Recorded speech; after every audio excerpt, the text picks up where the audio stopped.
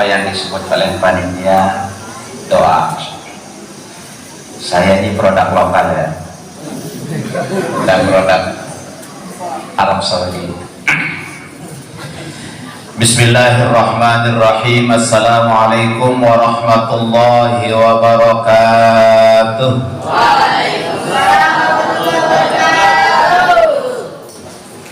Assalamualaikum warahmatullahi wabarakatuh. Waalaikumsalam warahmatullahi wabarakatuh. Alhamdulillahilladzi 'allama bil qalam, 'allamal insana ma lam ya'lam. Asyhadu an la ilaha illallahul malikul 'allam. وأشهد أن سيدنا محمدا عبده ورسوله وصفيه وحبيبه الأكرم.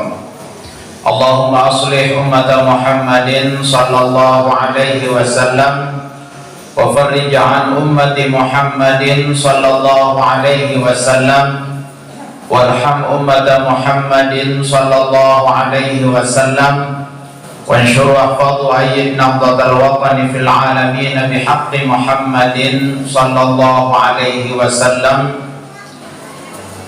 سبحانك لا علم لنا إلا ما علمتنا إنك أنت العليم الحكيم.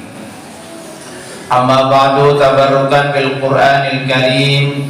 بسم الله الرحمن الرحيم. لقد من الله على المؤمنين إذ بعث فيهم رسولا من أنفسهم يتلو عليهم آياته ويزكيهم ويعلمهم الكتاب والحكمة وإن كانوا من قبل لفي ضلال مبين. وقال النبي صلى الله عليه وسلم: إن الله جواد يحب الجود wa yuhibbu ma'aliyal akhlaq wa yakrahu sabsabaha. Wa qala aydan innallaha yuhibbu ma'aliyal umur wa yakrahu sabsabaha. Wa tabarrukan biqaulil maghfuri la maulana Syekh pahlawan nasional Qutbul Aqtab Syekh Muhammad Zainuddin Ibn Abdul Majid Al-Masyhur. Zaman sekarang zaman munkarat, memerlukan banyak baca sholawat, membaca Quran, zikir dan taubat, mengingat Tuhan setiap saat.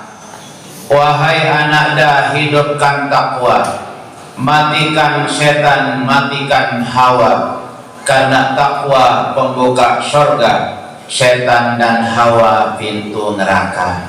Shadaqallah wa shadaqa rasuluhu sallallahu alaihi wasallam. Yang kita hormati dan kita muliakan Mudir Pondok Pesantren Cendekia Darul Lutfiyah Murni Nahdlatul Watan beserta seluruh jajaran pengurus Pondok Pesantren, Dewan Pembina, Dewan Pengasuh, para asatidz yang ada di dalamnya. Yang kami hormati rekan-rekan para tuan guru yang sempat hadir. Yang kita hormati bapak-bapak kepala dinas yang banyak hadir. Ada juga kepala dinas yang masih menjadi mahasiswa kami di Mahat.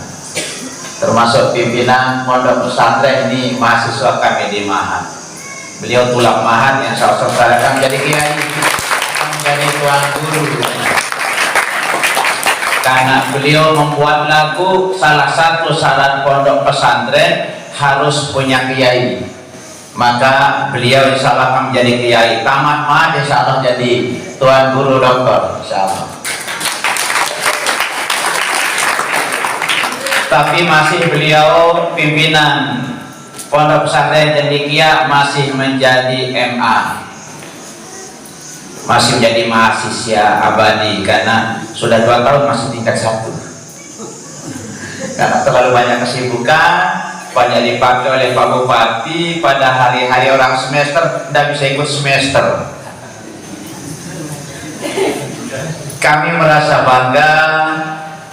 Di satu sisi kita merasa kecewa karena kami yang jadi tenaga di Mahat ini orang-orang rendah, tetapi kita bangga orang-orang hebat menjadi mahasiswa. Beliau hanya ingin mengambil berkah dari pendidikan yang dibangun langsung oleh Al-Maghfurlah Bapak Maulana Syekh. Para wali santri, anak-anakku semua, para santri santriwati, mungkin saya kelihatan asing di Cendekia saat ini, hari ini. Kalau angkatan pertama, kedua, ketiga dulu, alhamdulillah ikan yang di telaga di bawah Belugak kami yang banyak memakannya. Setiap malam Sabtu, setiap malam Rebo kami makan di Cendekia. Ya, tetapi karena ya kesibukan ya agak lama kami tidak kesini lagi, sehingga adik-adik yang ada di depan saya ini mungkin tidak tanda saya dan tidak tahu saya. Karena dulu saya lebih gagah sedikit, sekarang sudah agak model ya. Apalagi kalau bulan Maulid peningkatan gizi bagi para masyaikh, maka kelihatannya agak model, mokoh dan bedel. Hadirin rahimakumullah, kita bersyukur kehadiran Allah Subhanahu wa taala. Pada pagi hari ini kita dapat menampakkan rasa syukur kita, menampakkan rasa senang kita dalam menjalankan perintah Allah Subhanahu wa taala dengan merayakan hari kelahiran orator termulia, reformator paling hebat, Nabi kita, Nabi besar Muhammad sallallahu alaihi wasallam. Mudah-mudahan kehadiran kita akan dapat mencontoh keteladanan beliau dari berbagai sisi, tergantung merek kita dan dari sudut pandang mana kita ingin menteladani kehidupan beliau. Salawat dan salam kita haturkan kepada junjungan alam Nabi besar Muhammad sallallahu alaihi wasallam yang telah membawakan kita ajaran yang paling paripurna, yang paling lengkap, mulai dari aturan kehidupan individu, beragama, berbangsa dan bernegara. Sungguh pada diri Nabi kita semua itu lengkap menjadi contoh bagi kita. Allah Subhanahu wa taala di dalam Quran surat Ali Imran mengkisahkan bahwa Allah Subhanahu wa taala dalam firman-Nya mengatakan laqad mannallahu 'alal mu'minin. Sesungguhnya Allah telah memberikan karunia yang besar terhadap orang-orang beriman.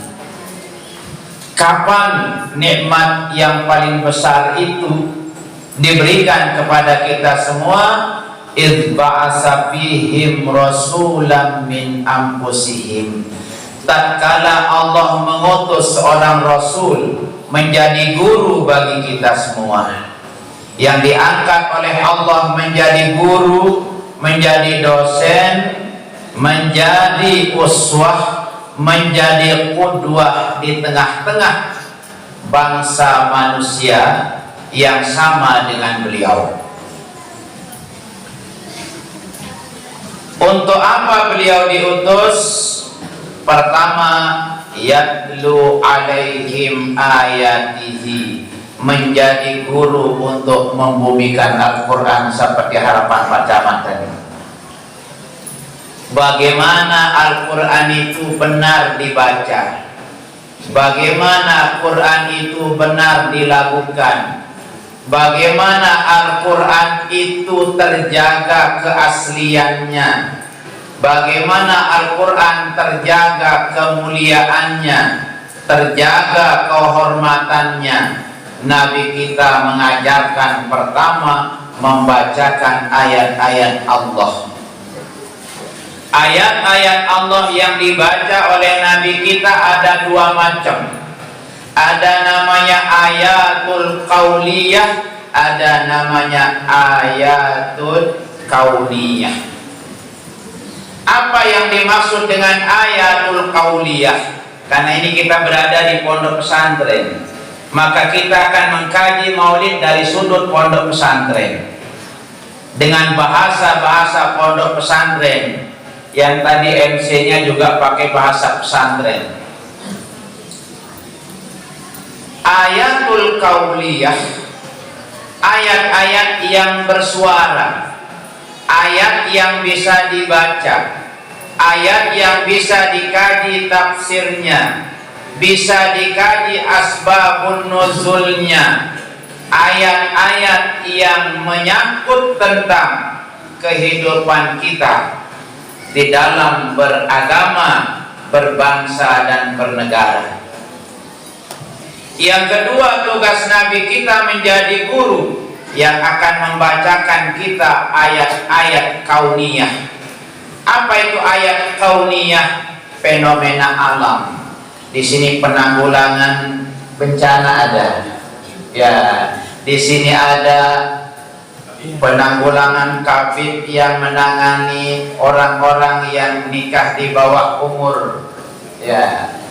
Ada juga di sini kabit yang menangani pendidikan SD dan seterusnya.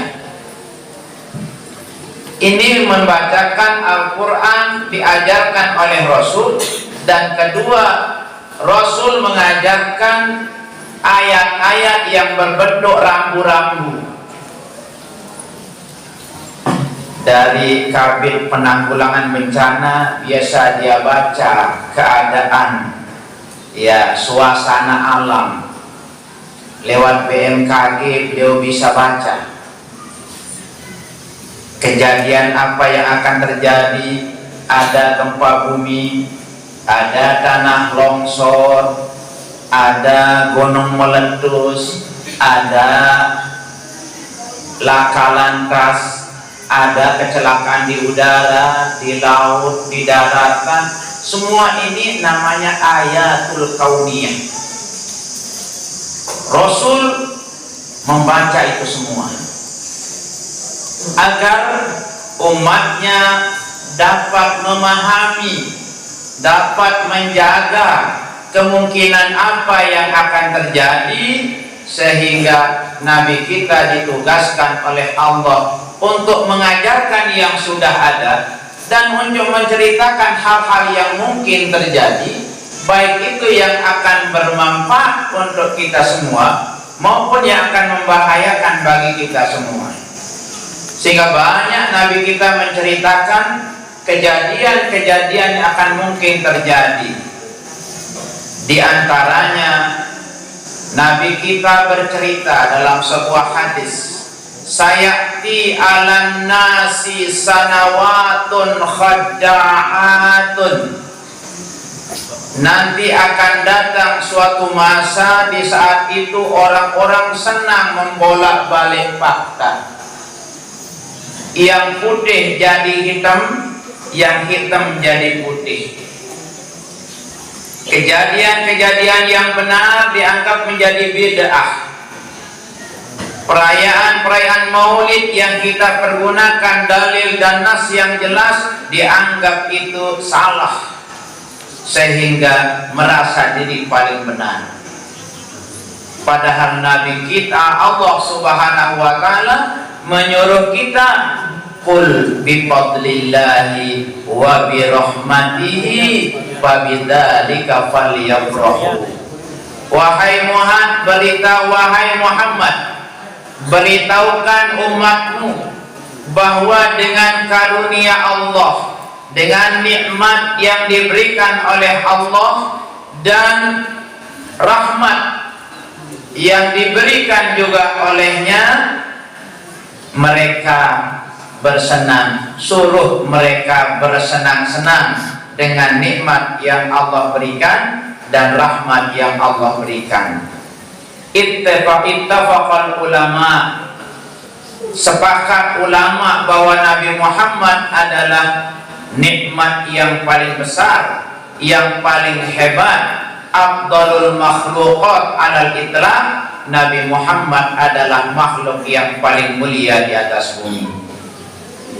Adanya surga neraka disebabkan karena ada Nabi besar Muhammad sallallahu alaihi wasallam. Adanya langit bumi, adanya nikmat yang hebat-hebat, itu merupakan jasa Nabi besar Muhammad sallallahu alaihi wasallam. Maka Nabi kita mengajarkan, man ata ilaikum ma'rufan fakafi'u fa illam tajidu fada'ulah. Siapapun yang pernah berjasa kepadamu, hendaklah dibalas. Tidak ada jasa yang lebih hebat dari Nabi besar Muhammad sallallahu alaihi wasallam, yang datang kepada kita umatnya membawa agama yang mudah dihafal, mudah dilaksanakan, besar nilainya di sisi Allah. Punya kitab-kitab yang paling mulia dibanding dengan kitab-kitab yang sebelumnya. Beliau memimpin umat-umat yang paling mulia dibanding dengan nabi-nabi sebelumnya. Oleh karenanya kita berkewajiban berterima kasih kepada beliau. Muhammadun zikruhu rauhul li anfusina, Muhammadun syukruhu fardun alal umami. Nabi Muhammad disebut namanya menjadi obat dan penyejuk hati semua umatnya. Nabi Muhammad itu wajib atas semua umatnya berterima kasih dan bersyukur kepada beliau. Tatkala kita tidak bisa membalas jasa beliau, minimal kata Rasul, fa illam tajidu fada'ulah. Kalau Anda belum mampu membalas jasa, minimal balaslah dengan doa. Maka orang-orang yang akan bisa menjadikan Nabi sebagai uswah dan qudwah ada dua golongan.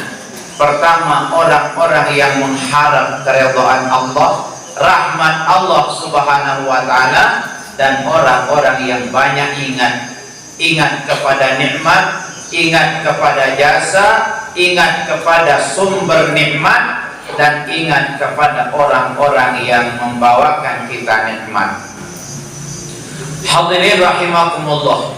Itu pertama, tugas Nabi kita menjadi guru agar umatnya menjadi umat terhebat. Pertama, dibekali dengan kitab yang terhebat dan diajarkan bagaimana membaca ayat-ayat tersebut dalam bentuk ayatul qauliyah, dan bagaimana kita bisa memahami ayatul kauniyah.